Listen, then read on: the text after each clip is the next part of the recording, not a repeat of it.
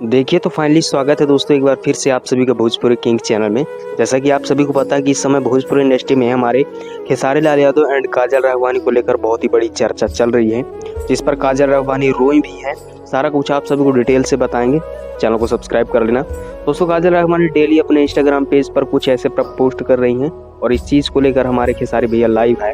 काजल राघवानी को जितने भी खेसारी भैया के टीम के द्वारा गाली गलौज या किसी को धमकियाँ मिल रही थी, उसके लिए हमारे खेसारी भैया बड़े प्यार से लाइव आए। बोले हैं कि भाई जितने भी हमारे टीम से हैं उनसे मैं हाथ जोड़ के विनती करता हूं कि आप गाली गलौज ना करें और लाइव आके किसी को बदनाम ना करें।